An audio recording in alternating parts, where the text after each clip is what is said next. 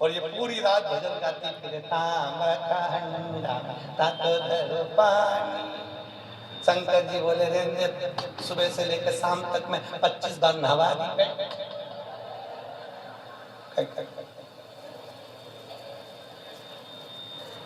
और बोलती जाए नीन आए भोला नवा के देओ।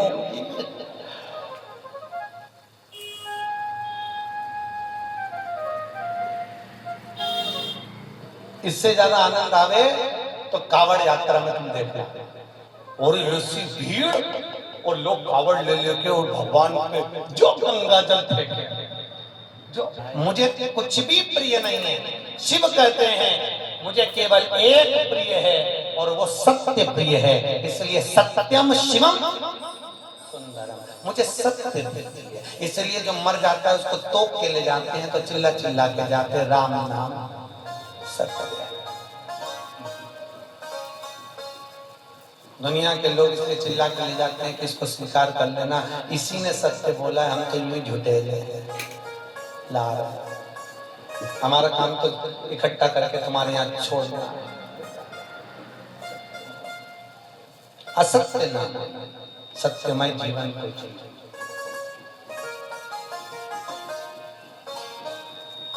यहाँ पर इंदौर से माताएं कथा सुनने आ रही हैं। कल उनके मिस्टर से मैंने उनके बेटे से बात करी थी। आप क्या पेशा है, आपका सर्विस क्या है? कई इंदौर कोर्ट में हम वकील हैं। ठीक है, तो पर गुरुजी 4 महीने से कथा हमने कोर्ट की नौकरी छोड़ दी, हमने वकालत छोड़ दी। हमने पूछा क्यों? शिव महापुराण की कथा में आप बोलते हो कि सत्यमय जीवन जियो और वकील बन जाते हैं तो इतना झूठ बोलना पड़ता है, इतना झूठ बोलना पड़ता है, परिवार चलाना पड़ता है। आज भी वो माताएं आई हैं, आज भी भैया आया होगा कि नहीं आया होगा? आए आज भी वो कथा में कहे गुरुजी मैं दूसरी नौकरी कर लूंगा पर झूठ बोलने की नौकरी नहीं चाहिए, क्योंकि मुझे जाना उसके पास में है तो मुंह भी उसको दिखाना पड़ेगा। और अगर मेरी जिंदगी, और आपसे भी निवेदन है, तुम झूठ बोल रहे हो अपने परिवार को पालने के लिए चलेगा, पर थोड़ा सा सत्यमय जीवन जियो। हफ्ते भर में एक दिन ऐसा बनाना जिंदगी में कि आज मैं दिन भर झूठ नहीं बोलूंगा, चाहे मोबाइल हो चाहे परिवार हो, बिगड़े काम बिगड़ जाए पर झूठ नहीं बोलूंगा। अब गांव के 2-4 लोग और मर के नरक में गए, तो नरक में गए तो पंडित जी मिल गए, तो गांव के लोगों ने कहा पंडित जी तुम तो हमारे गांव के इतने विद्वान पंडित जी थे, तुम तो खूब पूजन पाठ करते थे, फिर नरक कैसे चलेगा? पंडित जी बोले ये मैं खुद नरक नहीं आया, पत्नी के चक्कर में आया। तो पत्नी ने कहा था नरक भेज दिया तुमको? वो रोज तैयार होकर आके मुझसे पूछती थी मैं कैसी लग रही, तो मुझे रोज कहना पड़ता था तू बहुत जोरदार लग रही, भले वो बेकार दिखे पर कहना तो अच्छा। तो ये झूठ बोलने के चक्कर, तो माताओं से निवेदन है आधे से ज्यादा पति तो तुम्हारे चक्कर में नरक जा रहे। जी जियो, तुम लोग पूछो ही मत करा करो कि मैं कैसी लग रही। और कहीं का पड़ गया एक आध माथा तो एक वो कहे ना, एक कहावत है ना, पति तैयार हो रहा था और पत्नी सज धज के, तो पति ऑफिस जा रहा जूता पहन के और ये वहां आके खड़ी होगी, ए जी मैं कैसी लग रही, मैं कैसी लग रही? पति जूता मान के जा रहा था ऑफिस, बेचारा बैग उठा के फिर पूछा, बोला तो सही में कैसी लग रही? पति बोला ऐसी लग रही जैसे हरी घास में भैंस चल रही।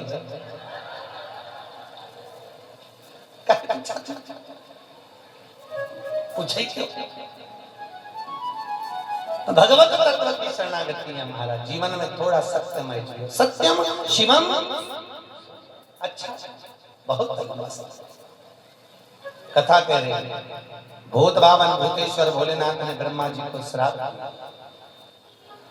देवताओं ने मिलकर ब्रह्मदेव के लिए आदर करा, भगवान शंकर की पूजन करी। भगवान शिव ने कहा नारायण ये ब्रह्मा जी का सिर कटा है। ब्रह्मा जी के कटे हुए सिर से बट वृक्ष उत्पन्न। कौन सा वृक्ष? बट वृक्ष, बड़ का पेड़। और इस बट वृक्ष के नीचे कोई देवता की पूजन नहीं होगी, होगी तो केवल पितरों की पूजन होगी। और मैंने इस ब्रह्मा के मुख को बड़ का पेड़ बनाया है, इसलिए मैं इस पेड़ के नीचे विराजमान रहूंगा। मेरा नाम वटकेश्वर महादेव है। कौन सा महादेव? वटकेश्वर। यहाँ पर भी होंगे बटकेश्वर महादेव कहीं ना कहीं। महाराज बटकेश्वर महादेव, जो घर में चिड़चिड़ापन रहता है, क्रोध रहता है, झगड़ा होता है, क्लेश मचा होता है, घर में शांति नहीं रहती, तो बड़केश्वर महादेव के मंदिर में जो जलाधारी होती है, उस जलाधारी में अपना नाम और गोत्र बोलकर बेलपत्री की डंडी को फंसाकर उसमें 1 लोटा पानी और दूध चढ़ाकर आ जाइए, घर में शांति हो जाती है, कभी क्लेश नहीं मचेगा। सोमवार की अष्टमी के दिन ये क्रम किया जाता है। कौन से दिन? जम के बोलिए। सोमवार की अष्टमी, बटकेश्वर महादेव के मंदिर। बटकेश्वर शिव भगवान ब्रह्मा का मुख बड़का समय आया, ब्रह्मा जी ने सृष्टि की रचना आगे बढ़ गई। भगवान विष्णु ने ब्रह्मा जी से कहा, ब्रह्मदेव सृष्टि की रचना करिए। शंकर जी से पूछा, ब्रह्मा जी ने सृष्टि कैसी रचना है? भगवान भोलेनाथ ने अपना अर्धनारीश्वर स्वरूप का दर्शन दिया। आधा पुरुष आधा स्त्री, आधा शिव आधा पार्वती के रूप में भगवान दर्शन दिए और कहा, इस रूप को ब्रह्मा जी देख लो और ऐसी सृष्टि की रचना कर दो। आधे पुरुष आधे स्त्री बना दो। ब्रह्मा जी पुरुष और स्त्री का निर्माण कर रहे थे, उन्होंने कहा, शंकर जी ने कहा आधा पुरुष आधा स्त्री बना दो, तो ब्रह्मा जी ने दोनों को भेले करके बना दिया। शंकर जी और पार्वती जी का जो स्वरूप का दर्शन करा तो पुरुष और स्त्री को दोनों को जोड़कर बना दिया। जैसे जोड़कर बनाया तो ब्रह्मा जी ने चारों तरफ किन्नरी किन्नर उत्पन्न कर दिए, चारों तरफ किन्नरों की सृष्टि हो गई। सबसे पहली पृथ्वी पर अगर कोई सृष्टि की रचना हुई थी तो उसके निर्माता ब्रह्मा, और ब्रह्मा ने अगर पहली सृष्टि रची थी तो वो किन्नर की थी। किनकी सृष्टि थी? जम के बोलिए। किन्नरों की सृष्टि। चारों तरफ किन्नरी किन्नर हो गए। जब किन्नरी किन्नर चारों तरफ हो गए, इतने में वहीं से भगवान शंकर और भगवान विष्णु निकल कर आ रहे थे। भगवान विष्णु ने कहा, चलो प्रभु सृष्टि की रचना होगी होगी, देख लेते हैं। भगवान नारायण ब्रह्म शंकर जी के साथ जैसे नीचे आए, आकर देखा तो किन्नरी किन्नर नजर आए। जैसे ही किन्नरों को देखा, इतने में भगवान विष्णु ठाका लगाकर हंस दिए। भगवान शंकर को बुरा लग गया। शंकर जी ने कहा, नारायण तुम क्यों हंस रहे हो? अरे प्रभु, ब्रह्मा जी से कहा था सृष्टि की रचना करो, आधे पुरुष आधे स्त्री बनाना, उन्होंने जोड़कर बना दिया, दोनों को पुरुष स्त्री किन्नर बना दिया। शंकर भगवान बोले, गलती किससे नहीं, ब्रह्मा से गलती हुई है तो सबरेगा सुधरेगा, पर ब्रह्मा जी से गलती हुई है, पर भगवान नारायण तुम इन किन्नरों पर हंसे हो, तुम्हें भी पृथ्वी पर जाकर किन्नर बनना पड़ेगा। किसको? जम के बोलिए। भगवान नारायण, तुम्हें पृथ्वी पर जाकर किन्नर बनना पड़ेगा। भगवान विष्णु ने क्षमा मांगी, प्रभु क्षमा नहीं। शंकर जी बोले, आप हंसे हो इन किन्नरों पर, तो तुमको किन्नर तो बनना पड़ेगा। और याद करो वो चरित्र, जब भगवान विष्णु किन्नर बने, कथा सुनी होगी आपने महाभारत कि द्रौपदी को जब लेकर आए अर्जुन, और अर्जुन जब द्रौपदी को लेकर आए तो माता कुंती ने भोजन बनाते बनाते कह दिया 5 बार। अर्जुन ने कहा, द्रौपदी मेरी माँ ने कहा है तुम्हें 5 पतियों की पत्नी बनना पड़ेगा। द्रौपदी ने कहा, बन जाऊंगी, पर शर्त एक एक पति के साथ में 1-1 साल रहूंगी, और मेरे पति के कमरे में अगर कोई दूसरा पति आ गया तो उसको 5 वर्ष के लिए बन जाना पड़ेगा। अगर आप मंजूर करते हो तो मैं 5 पतियों की पत्नी बनने को तैयार हो जाता। द्रौपदी ने 5 पतियों के साथ में फेरे लिए, रहने लगी। आज भीम के साथ में द्रौपदी रह रही थी, और भीम के साथ द्रौपदी रह रही, और इतने में अर्जुन के पास में एक ब्राह्मण आकर बोला, अरे महाराज मेरे बच्चे को शेर उठाकर ले गया, बचाइए मेरे बच्चे को। और इतने में अर्जुन गया, मेरा गांडीव कहाँ है? गांडीव तो भीम के कमरे में था। और अर्जुन गया और भीम के कमरे से गांडीव लेकर आ गया, और लेकर आया, बच्चे को बचा लिया। पर द्रौपदी हाथ जोड़कर खड़ी हो गई, तुम्हें 5 साल के लिए बन जाना पड़ेगा। अर्जुन 5 वर्ष के लिए वन चले गए। नागों की कन्या उलूपी के साथ में अर्जुन ने शादी कर ली। अर्जुन का एक लड़का हो गया जिसका नाम था अरावण। क्या नाम था? जम के बोलो। अरावण। क्या नाम है? अर्जुन का लड़का हो गया। अर्जुन वापिस आ गए। जब कौरव और पांडवों का युद्ध चालू हुआ तो कुरुक्षेत्र की भूमि, युद्ध की भूमि को प्रसन्न करने के लिए चंडी को प्रसन्न करना था, और चंडी को प्रसन्न करने के लिए नियम था कि जब युद्ध प्रारंभ होगा तो दोनों तरफ से परिवार में से एक एक बलि देना पड़ेगा किसी व्यक्ति को। कौरव तो खुश हो गए, हमको 100 भाई, एक मर गया तो 99 बच जाएंगे, पर पांडवों का क्या होगा, 5 में से एक मर गया, 4 ही बच पाएंगे। भगवान कृष्ण को नींद नहीं आ रही, बेचैनी पड़ी हुई है। अर्जुन से कहा, अर्जुन तुम 5 में से मैं किसी को मरता हुआ नहीं देख सकता। अर्जुन ने कहा, स्वामी किसी को तो मरना पड़ेगा, बलि तो देना है चंडी को प्रसन्न करने के लिए। परिवार कौन देगा बलि? एक मरना। अर्जुन याद कर, तू वन गया था तो तेरा लड़का हुआ था, तो जा उस लड़के को लेकर। अर्जुन गया वन में, जब तक लड़का बड़ा हो गया था रावण, उसको लेकर आ। रावण, हमें युद्ध में तुम्हारी जरूरत है। उसने कहा, पिताजी चिंता मत करो, मैं तुम्हारे लिए प्राण देने को तैयार हूं, मरने को तैयार हूं। रावण आया, भगवान द्वारकाधीश ने कहा, रावण तुम कहते हो कि मैं प्राण देने को तैयार हूं, तुम्हारे प्राण चाहिए। रावण कहता है, युद्ध के मैदान में मैं मरने को तैयार हूं दादा, मैं मर जाऊंगा। भगवान कृष्ण ने कहा, युद्ध के मैदान में तुमसे युद्ध नहीं लड़वाना, चंडी को प्रसन्न करने के लिए कौरव और पांडवों में से एक एक बलि जाना है। कौरव अपने भाई की बलि दे रहे हैं, तो हमको तुम्हारी बलि देना है। रावण कहता है, दादा मरने को तैयार हूं, परंतु एक दिक्कत है। क्या? अगर मैं तुम्हारा मर गया तो ना तो मुझे पिंड मिलेगा, ना मुझे तर्पण मिलेगा। 16 सराध का भोजन कभी तुम्हारे मरे हुए व्यक्ति को प्राप्त नहीं है, जो कुंवारी अवस्था में मरे गए। ना तो मुझे पिंड मिलेगा, ना तर्पण मिलेगा। मैं आहूत बन जाऊंगा, मैं वासुक बन जाऊंगा, मैं फिरता फिरूंगा प्रेत योनि में, मेरी मुक्ति नहीं होगी। एक काम करिए, मेरी शादी कर दो, फिर मैं मर जाऊंगा। भगवान ने कहा, अर्जुन देखो, कल इसकी बलि चढ़ना है और एक रात के लिए इसकी शादी करना है, जल्दी लड़की ढूंढो। पूरे हस्तिनापुर में लड़की ढूंढी, पर लड़की नहीं मिली। रात्रि के 11 बज गई, कन्या प्राप्त नहीं हुई। भगवान को चिंता लग गई, अगर इसका विवाह नहीं होगा तो ये मरेगा नहीं, और मरेगा नहीं तो बलि कौन की चढ़े। तो भगवान कृष्ण को याद आया कि मुझे शंकर जी ने किन्नर बनने का श्राप दिया था। शंकर भगवान के वचन को निभाने के लिए भगवान एक रात के लिए उस रावण की पत्नी बन गए। आज भी किन्नरों की शादी होती है एक घड़े से, एक रात का विवाह होता है उनका। उस घड़े का नाम रहता है आरावन। क्या नाम है? किन्नरों के पति का नाम है आरावन। उस घड़े से विवाह होता है, फिर घड़े से ही वो मांग भरते हैं, घड़े से ही मंगल सूत्र पहनते हैं। इसलिए हमारे यहाँ किन्नर मांग भी भरते हैं, मंगल सूत्र भी पहनते हैं, हाथ में चूड़ी पहनते हैं, पाँव में बिछूड़ी पहनते हैं। तो कई लोगों के मन में आता है इनका पति कौन है? इनका पति आरावन। एक रात्रि का विवाह किया जाता है, एक रात। और उस आरावन का विवाह भगवान द्वारकाधीश के साथ में हुआ। किन्नर भगवान को बनना पड़ा, प्राण छूटे उस आरावन के। भगवान फूट फूट कर रोए। भगवान ने ये लीला शिव जी के वचन को निभाने के लिए।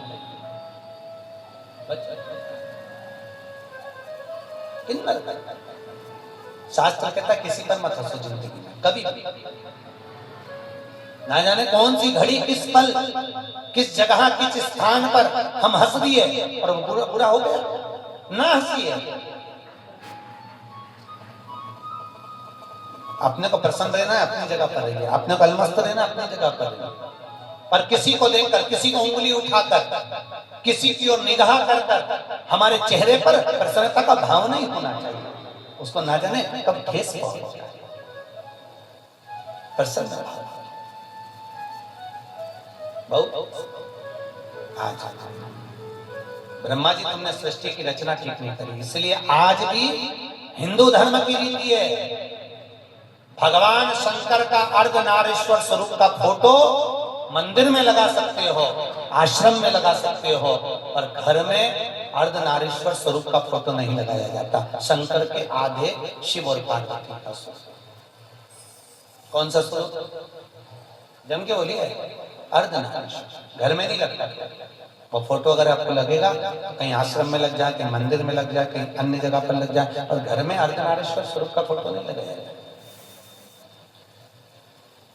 फोटो नहीं लगा। अर्धनारीश्वर स्वरूप का दर्शन, सृष्टि की रचना का फिर निवेदन करा।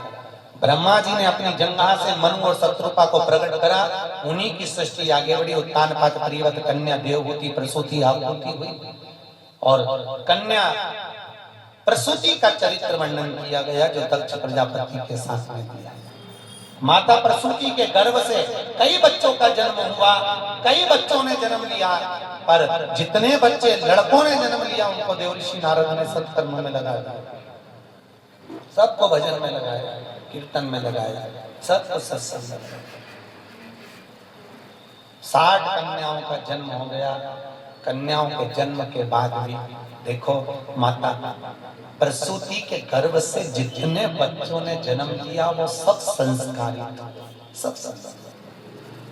और फिर निवेदन है, जिस गांव में पानी की कमी होती है वहां की फसल बिगड़ जाती है, और जिस घर में संस्कारों की कमी होती है वहां की नस्ल बिगड़ जाती है। इसलिए नस्ल को सुधारने के लिए संस्कारों का होना जरूरी है। क्या दीजिए बच्चों को? अरे बोलो तो, संस्कार श्रेष्ठ। क्यों कहते हैं कि बच्चों को गीता पढ़ा? कई के लिए कहते हैं? किस लिए कहते हैं? गीता पढ़ाने पर प्रेशर क्यों दिया जाता है? पढ़ाओ बच्चों को गीता। क्यों? आज घर के बच्चे अगर गीता पढ़ लेंगे तो कल ये बच्चे बड़े होकर कोर्ट में गीता पर हाथ नहीं रखेंगे। अगर आज इन्होंने पढ़ ली है तो कल इनको अदालत पर गीता में हाथ नहीं रखना पड़ेगा। कमरे में है तो वो दरवाजा लगाती है, पर घर के बुजुर्ग माता पिता बूढ़े वो अपना दरवाजा कभी बंद कर कर नहीं सोते। सोते हैं क्या? बुजुर्ग माता पिता अपना दरवाजा लगा कर नहीं सोते, क्योंकि उनको मालूम है कब बेमा दवाई लगा दे तो हमको जाना पड़ेगा। उसी तरह मेरा शिव, मेरा शंकर, मेरा उघड़दानी, उसके दरवाजा नहीं है। उसको मालूम है कि जिंदगी में दुख कभी भी आ सकता है, और कोई दुख की घड़ी में एक लोटा जल लेकर शिव के मंदिर में जाएगा तो मुझे दौड़ कर आना पड़ेगा।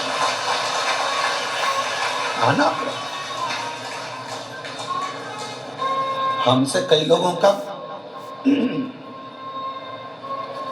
इस बात पर बहुत विवाद होता है। कई लोग हम पर ताना भी देते हैं, अपशब्द भी कहते हैं, गाली भी देते हैं कि क्या कथा करते हो, हर कुछ बता देते हो, हर कुछ बोल देते हो। कई लोग कहते हैं शिव जी को इतने बजे तक जल चढ़ाना, इसके बाद मत चढ़ाना, इसके बाद चढ़ाना, इसके बाद मत चढ़ाना।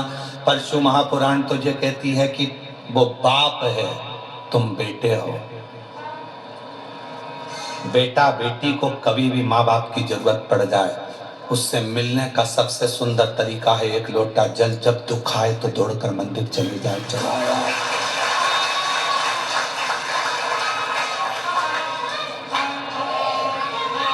और यदि मान लो, अंदाजा लगाइए, अगर आप विचार करिए, मान लो अगर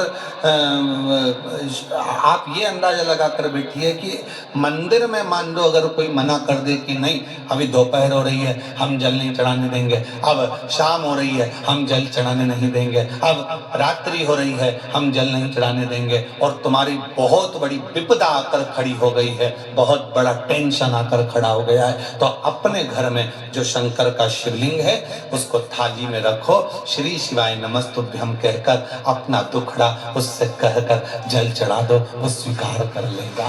स्वीकार है, वो स्वीकार कर लेगा।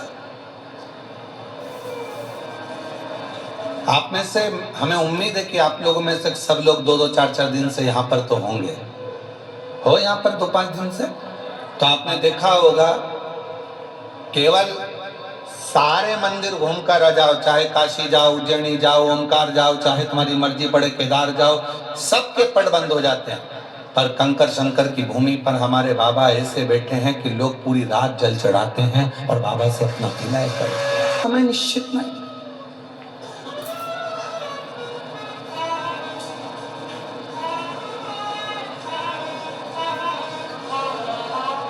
एक बात पूछे हम आपसे, उत्तर दीजिएगा थोड़ा सा। जवाब दोगे आप लोग? बोलो तो जम के। ठीक है। पहले जन्म कुंडलियां कितना काम करती थी आपको मालूम है? पहले ज्योतिष आचार्य पत्रिका देखकर पूरा भाग्य बता देते थे, जन्म कुंडली देखकर बता देते थे कि ये योग, ये शनि, ये मंगल, ये बुध, ये गुरु। आज के समय में भी बहुत विद्वान ज्योतिष आचार्य हैं, मैं उनको नमन करता हूं, प्रणाम करता हूं। ज्योतिष आचार्य तो सिद्ध हैं, पर आज के जमाने में कुंडलियां सिद्ध नहीं। कारण पहले बच्चा जन्म लेता था, नॉर्मल डिलीवरी होती थी, नॉर्मल बच्चा जन्म लेता था तो कुंडली उस हिसाब से बनती थी। आजकल डॉक्टर कह देते हैं कि आप तारीख चुन लीजिए, कौन सी तारीख को ऑपरेशन करना है, हम बच्चे को उस समय पर उस तारीख में उतनी बजे, जितनी बजे बोलोगे उतनी बजे हम ऑपरेशन कर देंगे। बोलो सही है कि गलत? उतनी बजे। अब आपने तारीख निकलवा ली, आपने समय निकलवा लिया, आपने पल निकलवा लिया, डॉक्टर साहब, मैडम इतनी बजे आप ऑपरेशन कर देना, इस तारीख को ऑपरेशन कर देना, तो अब कुंडली काम करेगी क्या? तब एक कथा आती है बड़ी सुंदर।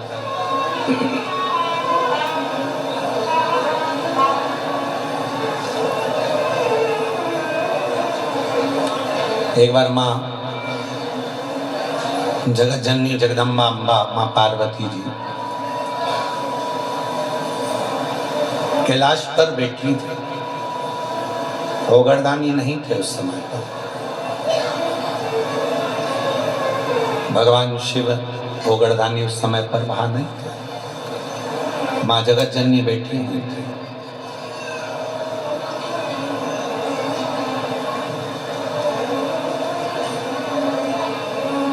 एक बूढ़ा ब्राह्मण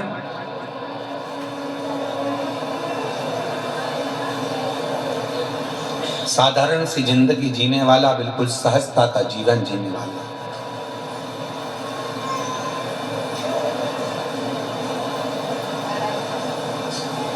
अपने काम में चलते जा रहा। रोज उसका नियम था भगवान की भक्ति करना, स्मरण करना, जप करना, पाठ करना। शाम का समय था, देख नहीं पाया, ध्यान गया नहीं, और मालूम पड़े कि उसके चरण एक खड्डे में गिर गए और खड्डे में पड़ने से उसका पांव टूट गया, शरीर में चोट लग गई। उसके घर के लोगों ने उसको घर में ले जाकर सुला दिया। बहुत दिन तक वो घर में ही पड़ा रहा। घर में जगत जननी जगदम्बा अम्बा माँ पार्वती जी ने देखा, कब से पड़ा हुआ है ये, कितने दिन से पड़ा हुआ है, शिव जी को इसका ध्यान नहीं है क्या?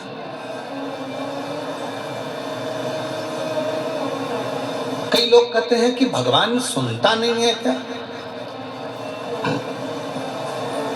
कई लोग कहते हैं भगवान क्या दिखता नहीं है क्या? हम इतना भजन करते हैं और हमारे एक रिश्तेदार हैं, वो हमको तकलीफ देते रहते हैं, और इतना फूल रहा फल रहा, हमारे पड़ोसी इतने फल रहे फूल रहे जो भगवान के मंदिर तक नहीं जाते और लोगों को परेशान करके रखा है, उसके बाद भी उसके यहाँ भगवान इतना दिए जा रहा है। क्या भगवान नहीं है क्या? क्या भगवान की आंखें नहीं है क्या? लोग कहते हैं। हम इतना तपस्या करें, भजन करें, कीर्तन करें, और दुख भी हमें ही आ रहा है, और वो इतना कष्ट देने के बाद दुनिया के लोगों को चूसे जा रहा है, धन लिए जा रहा है, लोगों को कष्ट दिए जा रहा है, और उसके बाद भी फल फूल रहा है। क्या भगवान नहीं है क्या? है तो फिर जो इतना दुनिया को कष्ट दे रहा है वो इतना फल फूल क्यों रहा है? उसका कारण आज का नहीं है, पूर्व का है। कोई पिछले जन्म का उसने अच्छा कर्म करा होगा, तो आज उसको भगवान ने इतना गाड़ी बंगला सत्ता वैभव जायदाद सब पूर्व का करा होगा, आज भोग रहा है। और आज आने के बाद अगर वो बेकार कर्म कर रहा है तो एक जन्म नहीं, ना जाने कितने जन्म भोगेगा। और तू आज अच्छा कर रहा है, दुख मत मना। तूने पूर्व में कोई गलत कर्म करा होगा तो आज तेरे पास में ना थोड़ा धन कम है, वैभव कम है, सत्ता कम है, पर तेरे पास भजन तो ज्यादा है ना। भजन तू कर रहा है, शिव की आराधना कर रहा है, साधना कर रहा है, कर ले, अगला जन्म सवर जाएगा तेरा, फिर तुझे कोई जन्म नहीं लेना पड़ेगा, कोई जन्म, फिर तुझे कोई जन्म नहीं लेना।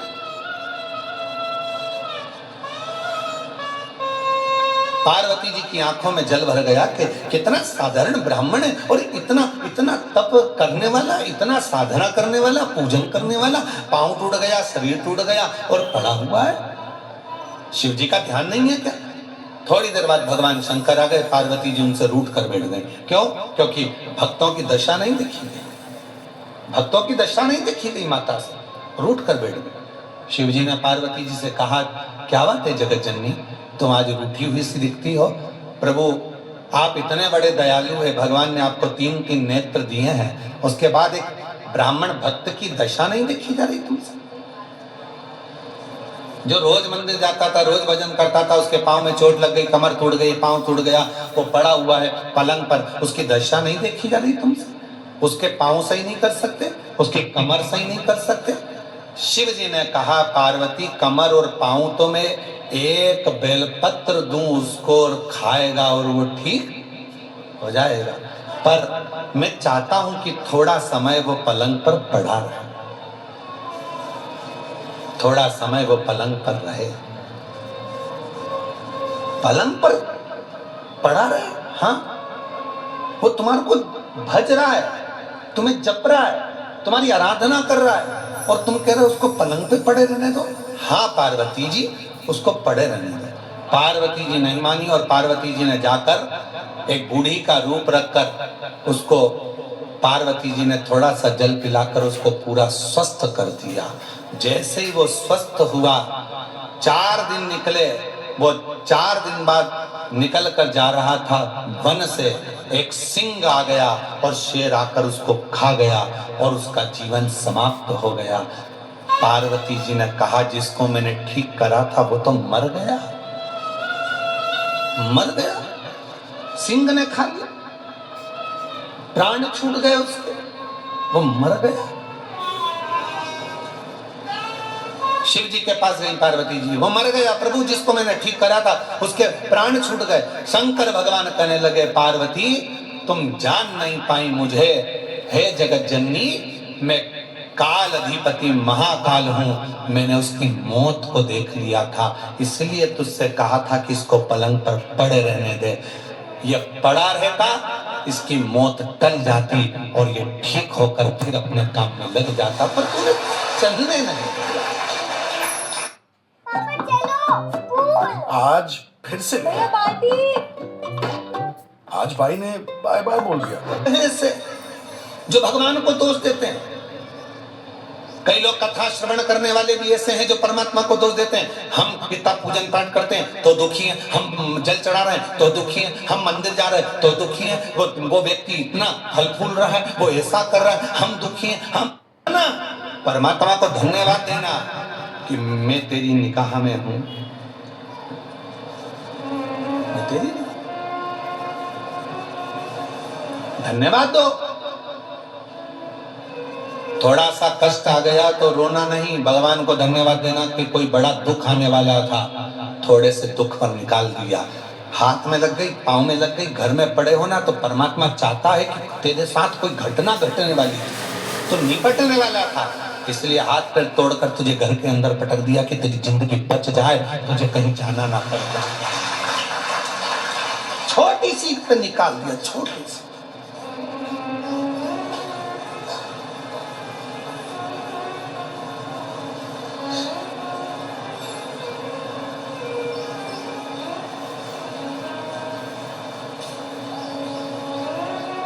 पहचान हो जाती है ना शिव जी से, तो वो बड़े दुख को छोटे पर लाकर छोड़ देता है। दुख तो आएगा क्योंकि हमारे पूर्व का कर्म हमें भोगना है, पर बड़े दुख को छोटे पर लाकर छोड़ देता।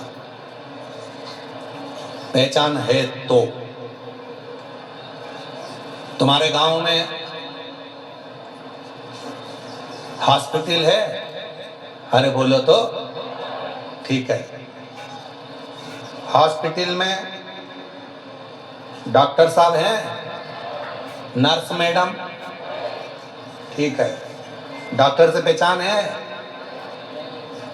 नर्स से पहचान है, नहीं है तो कर लो। डॉक्टर से पहचान होगी है, बच्चे को रोना आता है, मैं इंजेक्शन नहीं लगवाऊंगा, मैं इंजेक्शन नहीं लगवाऊंगा, मैं सुई नहीं लगवाऊंगा। पापा कहते हैं अपनी पहचान वाली है, आंटी है पहचान वाली है तो चिंता मत कर, बिल्कुल दर्द नहीं होगा। और उसने तुरंत थोड़ा सा मला लगाया रुई का पुआ और धीरे से बात करते करते इंजेक्शन लगा दिया, रुई मल कर कह दिया बता तुझे दर्द हुआ? नहीं। क्यों? तेरे पापा से हमारी पहचान है बेटा, पहचान काम आती है इसलिए दर्द नहीं होने दिया। परमात्मा की पहचान कब काम आती है? जब दुख आता है परमात्मा थोड़े में निकाल देता है। भगवान शंकर से प्रीत बढ़ाई। महाराज तू देते रहना, मैं आते रहूं। जब तक तू देगा नहीं तो मैं आ नहीं सकती। टिकट कहां से लाऊंगी, किराया कहां से लाऊंगी? शरीर अच्छा रखना, तू देते रहना, मैं आती रहूंगी। तू झोली भरते रहना, मैं हर महीने आऊंगी। उससे कह कर जाना, ये मत कह कर जाना कि एक बार ही जाऊंगी, एक बार ही आई हूं मैं तो भैया अब अगली बार आऊं कि नहीं। ना ना, तू देते रहना, मुझे बुलाते रहना। दामोदर प्रसाद जी भगवान को कहकर जाना, भोलेनाथ जी को, जैसे पूरे गांव के साथ में कथा सुनने आया हूँ ऐसे साल 2 साल में फिर बुला लेना। इतना मालूम है कि मेरे दादा दादी मेरे माँ बाप बैठे हैं तो मुझे चिंता क्या करना। बस आपको और हमको भी वही जिंदगी जीना है एक बच्चे जैसी, कि प्रसन्न होकर जियो। और जब भी चिंता लगे तो ये कह दो कि मेरे दादा दादी बैठे हैं, मेरे महादेव, मेरे शंकर बैठे हुए हैं, मेरा शंकर बैठा है। अकाल मृत्यु वो मरे जो काम करे चंडाल का, और काल उसका क्या बिगाड़े जो भक्त हो महाकाल का। जो शिव की उपासना में डूबा हुआ है, जो शंकर की आराधना में डूबा हुआ है, तो उसको ये सोचना चाहिए कि मैं बच्चा, वो मेरा बाप।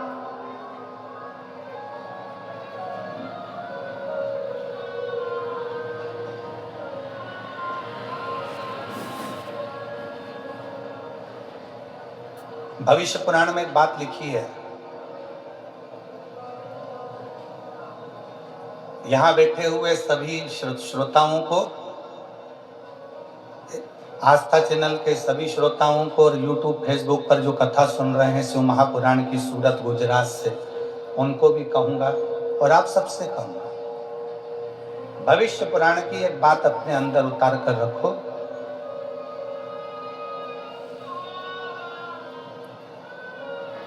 आपकी जब उम्र बढ़ती चली जाए, आपकी जब उम्र बढ़े तो आपके पहचान के जितने बुजुर्ग हैं ना, उनसे मिलना चालू करो। कारण आपकी उम्र बढ़ेगी और आप अपने घर के, परिवार के, मोहल्ले के, सोसाइटी के, नगर के बुजुर्गों से, जिनसे आप पहले मिलते रहे हो, उनसे मिलते रहोगे तो आप कभी, आपको ये नहीं लगेगा कि मैं बहुत उम्र में बुजुर्ग हो गया हूँ, बड़ा हो गया हूँ। बड़ों के पास बैठोगे तो ऐसा लगेगा अभी भी मैं इनका बच्चा हूँ, अभी भी मैं इनका छोटा बेटा हूँ। ये भविष्य पुराण कहती है, बड़ों के पास बैठने से हम बहुत बड़े नहीं होते, हम छोटे की छोटे ही रहते हैं। पत्नी के पास बैठोगे तो वो कह देगी तुम्हारी उम्र इतनी हो गई, तुम्हारा बर्थडे ये वाला आ रहा है, तुम्हारा वो जन्मदिन ये वाला आ रहा है। पति के पास बैठोगी तो कह देगा कि तुम्हारा जन्मदिन ये वाला आ रहा है। बहन के पास बैठोगे तो बहन कह देगी तुम्हारा जन्मदिन ये आ रहा है। भाई के पास बैठोगे तो कह देंगे तुम्हारा जन्मदिन ये आ रहा है। पर किसी घर के बुजुर्ग के पास बैठोगे, अपने माता पिता के पास, अपने काका काकी के पास, अपने बुआ फूफा के पास, अपने मामा मामी के पास, अपने नाना नानी के पास, अपने दादा दादी के पास, अपने मोहल्ले में रहने वाले किसी बुजुर्ग के पास बैठोगे तो वो तुरंत कह देगा मुझे तो नहीं लगता कि इतने साल का हो गया, तो मेरा वही छोटा सा बबुआ है, तू मेरा भी छोटा सा बेटा है। उसकी निगाह में आप छोटे की छोटे ही, उसकी निगाह में आप छोटे की छोटे ही।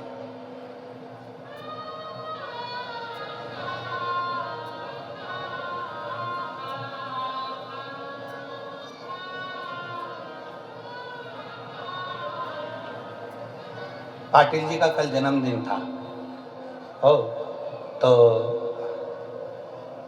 कोई ऐसे हमने पूछा ये कितने साल के हो गए, तो उन्होंने कहा इतने साल के। हमने कहा मैं लगते तो नहीं है, लगते तो नहीं। किसी बड़ों के पास बैठोगे, भविष्य पुराण कहती है किसी बड़े के पास जाकर बैठोगे तो तुम अपना छोटपन कभी नहीं भूलोगे। और फिर निवेदन है आप 70 साल के हो जाओ, 60 साल के हो जाओ, यहाँ पर कई मेरी बहनें बैठी हुई हैं, कई मेरी जीजियाँ बैठी हैं जिनको 20-20 साल तक औलाद नहीं हुई, और 20 साल तक जब औलाद नहीं हुई तब वो समझने लगी। लोगों ने कहा 20 साल शादी को हो गए बच्चा नहीं है, 27 साल शादी को हो गए संतान नहीं है, 24 साल शादी को हो गए, 10 साल शादी को हो गए, तुझे औलाद नहीं है। उसको ऐसा लगता है कि मेरी इतनी शादी को साल हो गए। तब उस बहन ने शंकर जी के मंदिर में एक लोटा जल चढ़ाना प्रारंभ करा।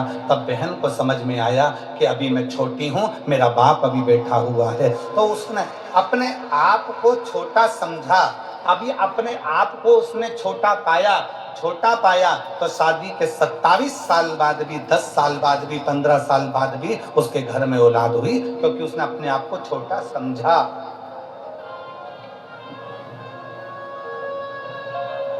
बड़ी बहू और छोटी बहू, इसमें दोनों में सबसे ज्यादा सुखी कौन सी रहती है? बोलो री जी, बड़ी बहू ज्यादा सुखी है कि छोटी? सबसे ज्यादा सुखी होती है छोटी। क्यों? बड़ी के हाथ से थोड़ी सी भी काम बिगड़ जाए ना तो साथ चिल्ला के दौड़ती है, तुझ में तो अकल थी, तू तो बड़ी थी, तू तो समझदार थी। और छोटी के हाथ से अगर कोई काम बिगड़ जाए तो सास कह रही तो छोटी है रे, अब भी आई, अभी आई, उसको क्या मालूम, वो तो छोटी है, उसको इतनी अकल थोड़ी ना। तू तो समझदार थी ना, तू तो श्रेष्ठ थी ना। घर को लेकर चलने का किसको कहा जाता है? छोटे को कि बड़े को? बड़े को। बेटा तू घर का समझदार बेटा है, बड़ा बेटा है, तुझे परिवार को लेकर चलना है, तुझे परिवार को ढोकर चलना है, सब कुछ बड़ा झुककर चले, बड़ा नम्रता में चले, बड़ा सबको लेकर चले। पर सबसे ज्यादा सुख छोटे को होता है। बड़ी बहू ताला लगाने में रखी है, पापा तुम चले जाओ, मम्मी तुम चले जाओ, घर में बच्चे हैं, मैं देख लूंगी, ऐसा कर लूंगी, वैसा कर लूंगी। शादी हो रही है, घर में परिवार में शादी है, बड़ी बहू बेचारे मेहमानों को निभाने में लगी हुई है, मेहमान आ रहे हैं उनको खिलाने में लगी हुई है, और छोटी बहू दोनों हाथों में नीचे तकिया रख के आराम से मेहंदी मंडाने में। अब किसी ने सास से कहा वो तुम्हारी छोटी बहू को देखो जरा मेहंदी मंडवा रही है, और वो बड़ी बेचारी इतना काम कर रही है, तो इतना सास ने भी कह दिया, पल्लू में सास ने पल्लू लेकर, उसमें तो अक्ल नहीं है, अक्ल। अब घर में इतना शादी मादी पड़ी, उसको मेहंदी मंडवाने की क्या जरूरत है? पर छोटी में अक्ल नहीं। मेरी बड़ी बहू देखो वो ताला लगा रही है, वो मामा जी को खाना खिला रही, फूफा जी को खाना खिला रही, बुआ जी को खाना खिला रही, और छोटी अक्ल नहीं। और बड़ी बहू को तैयार होने की फुर्सत नहीं, और छोटी पार्लर में 2 घंटे से गई है, 2 घंटे से वो मुंडा ऊपर करके कजन क्या पोत पोता के 2 ककड़ी का टुकड़ा रख के बैठी। 2 घंटे।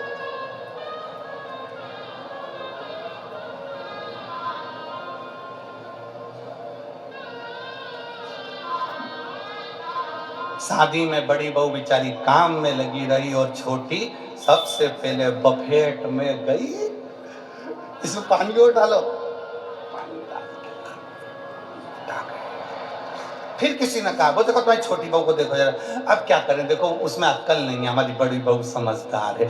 तो अच्छा ईमानदारी से बोलो, बड़ी बहू समझदार समझदार समझदार समझदार समझदार, तो जायदाद का हिस्सा बड़ी बहू को ज्यादा मिलेगा क्या? नहीं, हिस्सा दोनों को बराबर मिलेगा। तो समझदार रहने से फायदा कौन सा?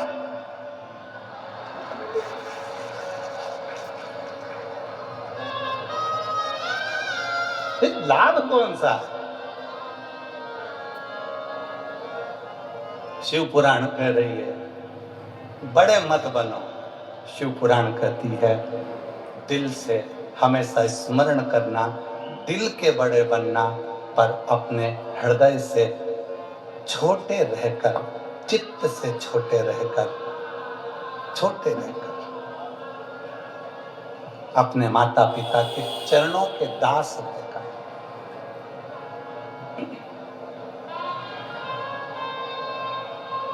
शिव के चरणों के दास बनकर, छोटे बनकर जो जिंदगी जी सकते हो, छोटे बनकर जो सुख झेल सकते हो, जो ले सकते हो, वो सुख कहीं नहीं मिल सकता। भविष्य पुराण कहती है कि बड़े को चिंता, बड़ा स्मरण करता रहता है पूर्व का, जवान युवान बहन भाई चिंता में डूबे रहते हैं कल की, और बच्चा अपनी आनंद की जिंदगी जीता है। उसको मालूम है मेरे घर में मेरे माँ बाप है, मेरे माता पिता। छोटे बनो,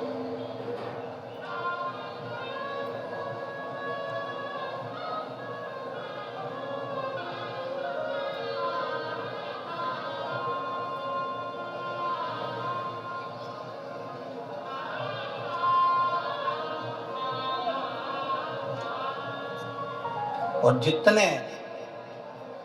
छोटे बनकर आप अपनी जिंदगी को जियोगे उतने सुखी रहोगे। यहाँ इतने सारे बैठे हैं बड़े बड़े बड़े बड़े, उनसे पूछो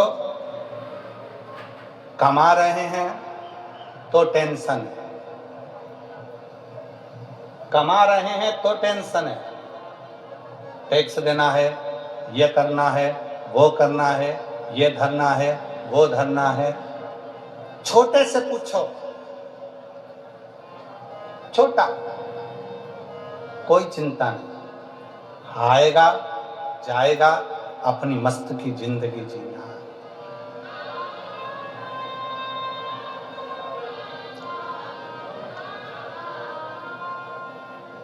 अपनी मस्त की जिंदगी। महाराज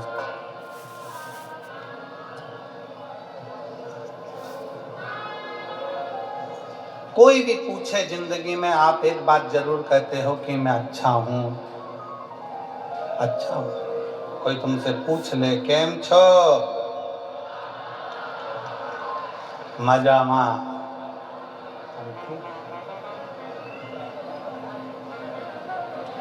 कोई कह दे तुमसे सुरतिया लालाओ केम छो, कोई कह ले तुमसे,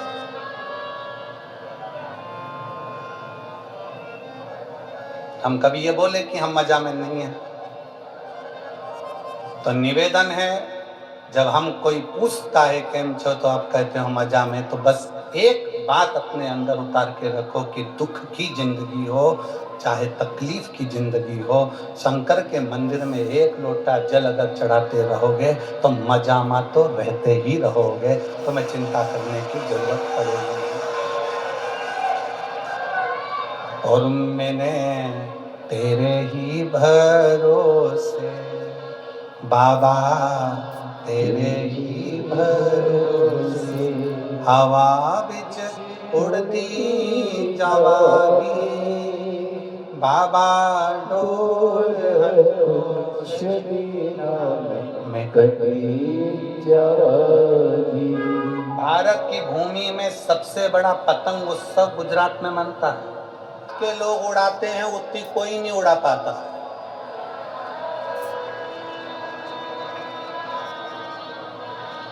और तुम खुद देख रहे हो दिल्ली में बैठ के लपक उड़ा रहे हैं, पूरा सनातन धर्ममय कर दिया पूरे भारत को।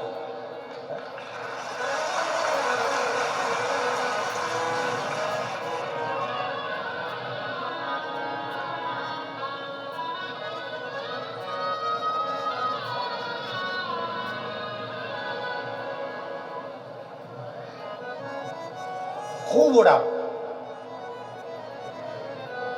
खूब उड़ाओ,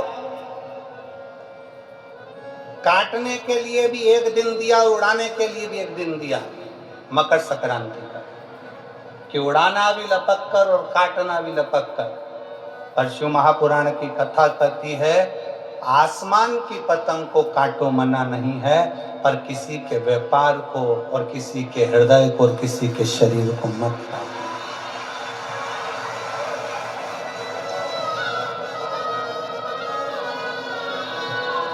काटो।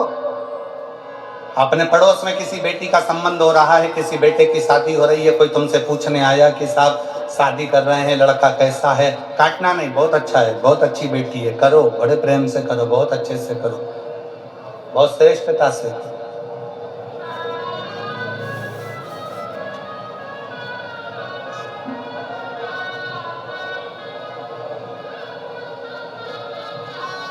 काटना नहीं। मेरे शंकर भगवान ने, मेरे उघड़दानी ने, मेरे शिव ने, मेरे त्रिकालदर्शी ने, मेरे कैलाशी ने, मेरे अविनाशी ने, मेरे शंकर भगवान जब एक बार भगवान शिव श्री सैलम की भूमि पर बैठे हुए थे,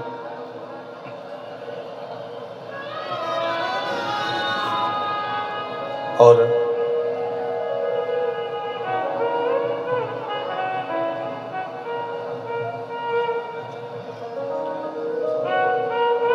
शिव जी श्री सैलम की धरा पर बैठे हैं। कार्तिक बाबा षडानंद कार्तिकेय जी उनसे मिलने के लिए आए।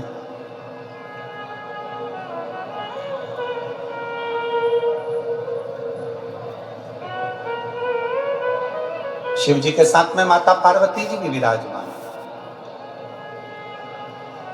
और जब जब मेरे महादेव श्री शैलम की भूमि पर बैठते हैं, जब जब मेरे देव अधिदेव महादेव श्री शैलम में जाकर बैठते हैं पार्वती जी के साथ में, तब तब माता पार्वती जी शंकर भगवान से गायन विद्या को सीखती है।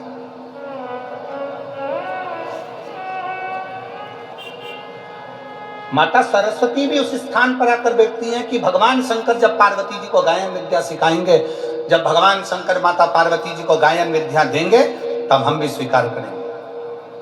और श्री शैलम की भूमि पर जब जब महादेव भगवान शंकर पार्वती जी को गायन विद्या देते हैं, उस जगह पर तुमरुका जी भी आकर खड़े हो जाते हैं। तुमरुका जी जिनका घोड़े का मुख लगा है, वीणा हाथ में, करताल हाथ में, शिव शिव शिव शिव, ओम नमः शिवाय, ओम नमः शिवाय, ओम नमः शिवाय जप।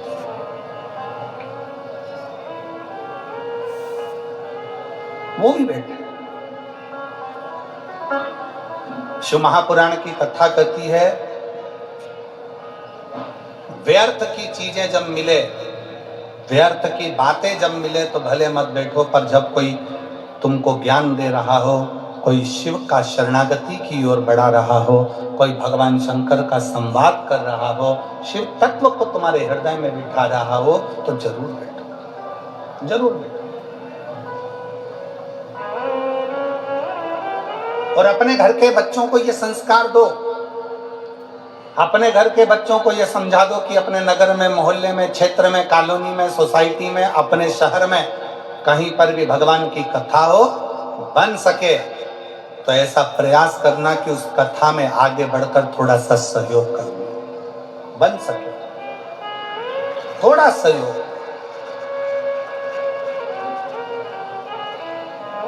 और एक बात हमने पहले भी कथा में कही थी, आज फिर कहते हैं, उपहार देकर बच्चों को केवल बचपन में खुश किया जा सकता है। बच्चों को अगर खुश रखना है, बचपन में उसको खिलौना दे दो, सामान दे दो, झुंझुना दे दो, मिठाई खिला दो, ये खिला दो, वो खिला दो, टॉफी ला दो, गिफ्ट ला दो, माला ला दो, उसका वीडियो गेम ला दो, उसको मोबाइल दिला दो, बच्चा खुश हो जाता है।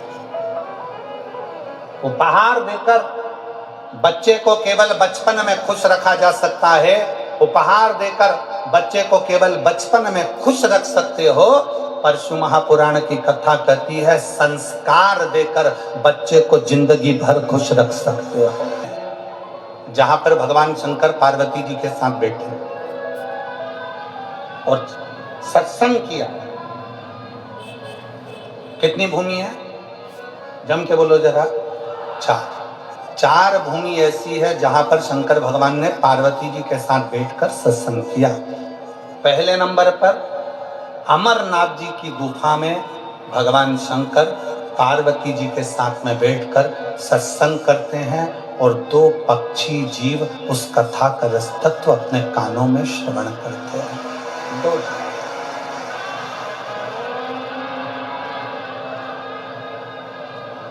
अमरनाथ की गुफा और अमरनाथ जी की गुफा में बैठकर भगवान शंकर पार्वती जी के साथ सत्संग कर, भगवान शिव पार्वती के साथ सत्संग।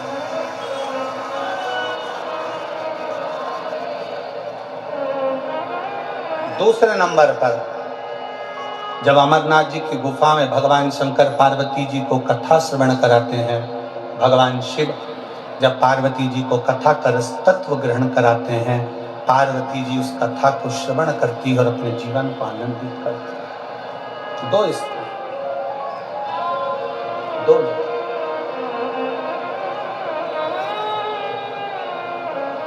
चार स्थान में से एक स्थान है अमरनाथ की गुफा।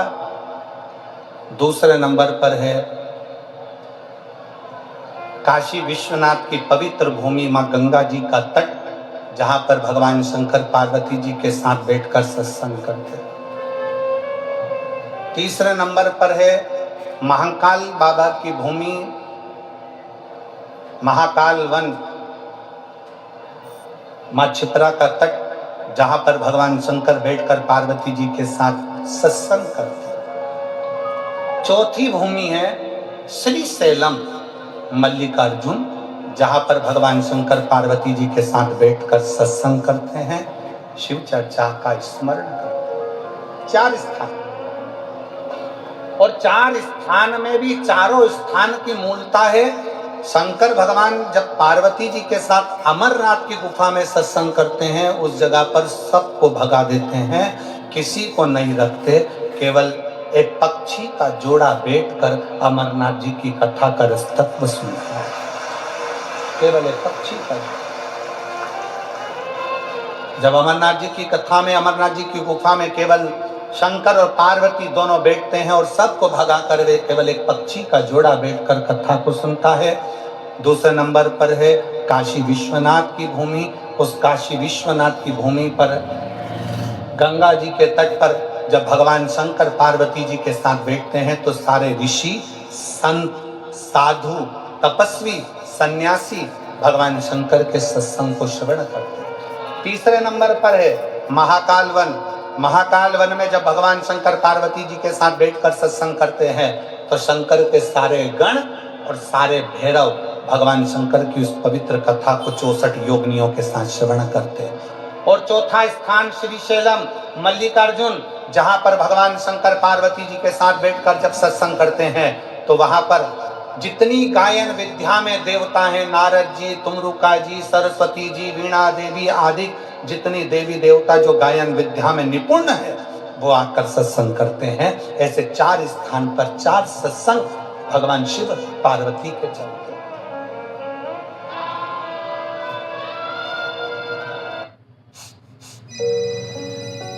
हाँ बोलो बेटा करण, क्या? एक नियम बड़ा प्रबल है। शंकर जी के शिव महापुराण का एक नियम वेद व्यास जी लिखते हैं। जिस समय पर बिंदु प्रेत योनि में चला गया, चंचुला देवी कथा को सुनने के लिए ईश्वर जी और गोरा जी के रूप में शंकर पार्वती को विराजमान कर देती हैं।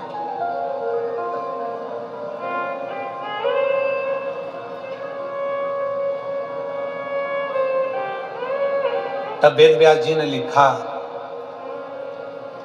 कि शिव महापुराण का एक सबसे बड़ा नियम है, आप जब कथा सुनने के लिए बैठते हो और जिसका स्मरण करते हो, जिस जीव के लिए आप कथा सुनते हो या अपने लिए सुनते हो या अपने कार्य की सिद्धि के लिए सुनते हो या कोई मनोकामना के लिए सुनते हो, शिव महापुराण की कथा कहती है कि वेद व्यास जी कहते हैं आपने जिसका मनन चिंतन शिव महापुराण की कथा में बैठकर करा होता है, कथा उसको प्राप्त हो जाती है और उसका कल्याण हो जाता है। शिव महापुराण का सबसे बड़ा एक आनंद है कि हम कथा में बैठकर जो स्मरण करें, हम कथा में बैठकर जैसा मनन चिंतन करें,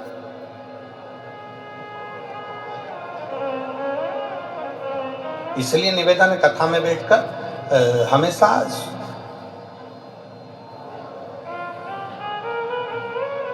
प्रयास करा करो कि अच्छा मांगो। हमने पहले कथा में कहा था कि 3 मित्र थे और तीनों मित्र शंकर जी के मंदिर में गए, शंकर जी की स्तुति करी, शंकर जी प्रसन्न हो गए। शंकर जी ने कहा मांगो पहले वाले से, तो वो बहुत 2 मित्र काले थे, एक गोरा था, तो उस काले मित्र ने कह दिया भगवान मुझे गोरा कर दो।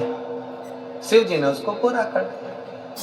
दूसरा मित्र भी काला था, उसने भी भगवान से मांगा भगवान मुझे गोरा कर दो, भगवान ने उसको भी गोरा कर दिया। अब तीसरे का नंबर आया, उससे पूछा तू मांग ले, तो कि जैसे थे वैसे ही कर दो, ये जैसे थे इनको वैसा कर दो, काले थे काले ही कर दो। अब जरा विचार करने वाली बात है, तीसरा मित्र चाहता तो कुछ अपने लिए अच्छा मांग लेता, पर दूसरे का बुरा करने के चक्कर में वो अपना भी छोड़ बैठा और अपने लिए भी नहीं मांगा। हम दूसरे का बुरा करने में लगे हुए हैं तो अपना भी छूट जाता। की भूमि पर षडानंद कार्तिकेय जी उनके पास में आए हैं,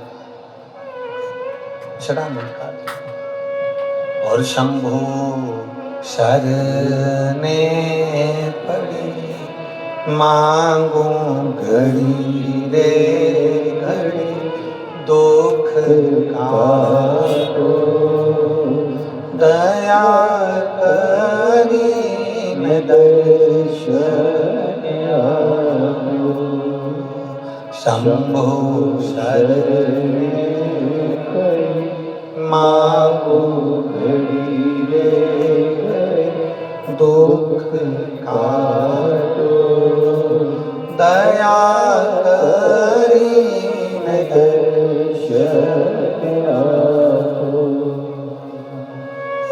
कार्तिकेय जी आए, बैठे। षडानंद कार्तिकेय जी ने भगवान शंकर जी के सम्मुख में एक प्रश्न रख दिया।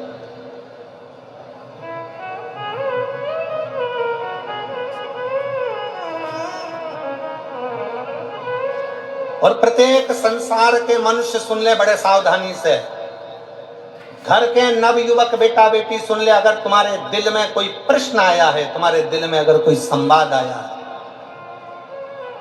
तुम्हारे हृदय में अगर कोई प्रश्न उपजा है, तो प्रयास करना कि उस प्रश्न का उत्तर अपने माँ बाप से, अपने घर के दादा दादी से, अपने घर के व्यक्ति से उसका उत्तर ढूंढने का प्रयास करो, दूसरी जगह नहीं।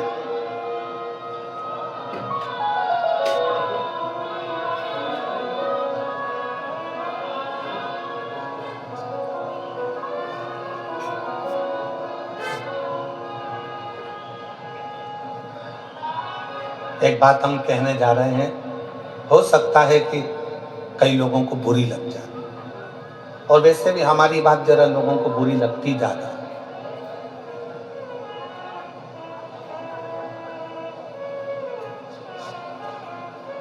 आजकल की छोरियों को कच्चे मकान और सच्चे इंसान समझ में ही नहीं आते हैं।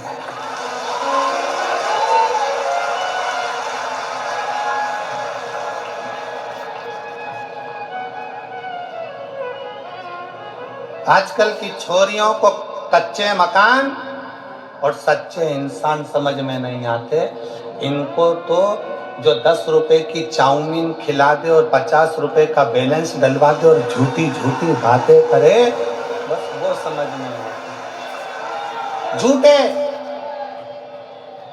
जिनके पास खुद गाड़ियां नहीं है, दूसरे की गाड़ी सुधारने के लिए आई थी, 50 रुपए का पेट्रोल डलवा के बुड़ करके गाड़ी सुधारने वाला व्यक्ति गाड़ी लेके आज की छोरियों को लेकर सनातन धर्म